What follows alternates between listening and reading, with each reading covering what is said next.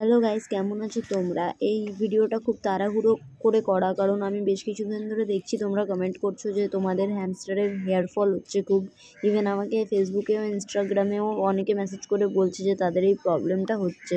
So আমি এই related already একটা ভিডিও বানিয়ে রেখেছি আমার চ্যানেলে। তোমরা ওই ভিডিওটা আগে দেখো, সেই ভিডিওটারই কন্টিনিউ পার্ট এই ভিডিওটা হতে চলেছে। কারণ ওই ভিডিওতে আমি অলরেডি অনেক কিছু বলেছি, সেগুলো এখন আর আমি রিপিট করছি না। ওই ভিডিওটা তোমরা দেখে নিও, ওখান দিয়ে অনেক ইনফরমেশন পাবে তোমরা। ডেসক্রিপশনে আমি লিঙ্ক দিয়ে দেবো। তো কথাটা হচ্ছে, আমি ম্যাক্সিমাম লোকেরই দেখলাম যারা এই প্রবলেমগুলো হচ্ছে আমাকে বলছে, তাদের মধ্যে ম্যাক্সিমাম লোকেরই হ্যামস্টারকে যে ডায়েটটা দিচ্ছে, যে খাবারটা দিচ্ছে, সেই ডায়েটটা ঠিক নেই। কারণ ম্যাক্সিমাম লোকই ভাবছে যে সিড মিক্স দিয়ে দিলেই ওদের খাওয়া দাওয়া কমপ্লিট হয়ে গেল। আর সিড মিক্সটাও প্রপার ওয়েতে ওদেরকে প্রোভাইড করছে না ম্যাক্সিমাম লোক। এর কারণ হচ্ছে নলেজটা হয়তো অতটা নেই হ্যামস্টার সম্পর্কে আমাদের এখানে সবার।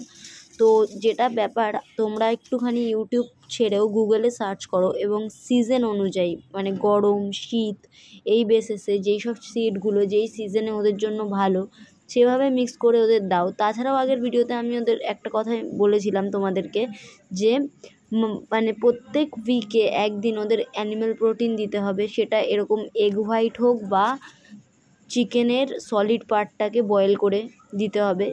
দুটোই বয়েল যে করবে তার মধ্যে কোনো সল্ট থাকা চলবে না। উইদাউট সল্ট এটা বয়েল করে আঙুলের এক কড় মতো ভেঙে ওদেরকে দিতে হবে। ওরা এই জিনিসটা খুব এনজয় করে খায়। সেকেন্ডলি যেটা, ওদেরকে ফ্রেশ ভেজিস দিতে হবে।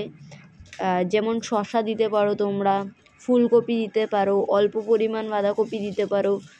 এগুলো অ্যাজ এ ট্রিট দিতে হবে, প্রচুর পরিমাণ দিতে হবে না, তাহলে ডায়রিয়া হয়ে যাবে। কিন্তু যেগুলো হ্যামস্টারের জন্য সেফ, সেই ভেজিসগুলো, সেই ফ্রুটসগুলো ওদেরকে প্রোভাইড করতে হবে। শুধু সিডের ওপর হ্যামস্টারকে রেখে দিলে হবে না। আর অ্যানিম্যাল প্রোটিনটা তোমরা অবশ্যই দিও। তাতে কি হবে, হ্যামস্টার অনেক সময় কি হয়, অপুষ্টির শিকার হয়ে যায়। দেখবে ওরা অনেক সময় রোগা হতে থাকে, শুকিয়ে যায় একেবারে। সেটা আর হবে না অ্যানিম্যাল প্রোটিনটা পেলে। আর একটা ইম্পর্টেন্ট কথা, এখন গরমকাল যেহেতু, ওদেরকে যে সবসময় তোমরা জল রাখবে, জল যাতে কোনো সময় অভাব না হয় কেজে।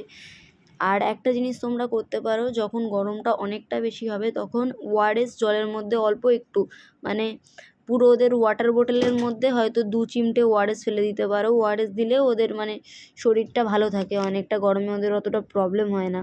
তো আমি এই ভিডিওটার মাধ্যমে তাড়াহুড়ো করে দেওয়ার একটাই কারণ, যে যাদের যা যা প্রবলেম হচ্ছে এটা শুনে তোমরা একটুখানি প্রবলেমগুলো সলভ করার যাতে চেষ্টা করতে পারো।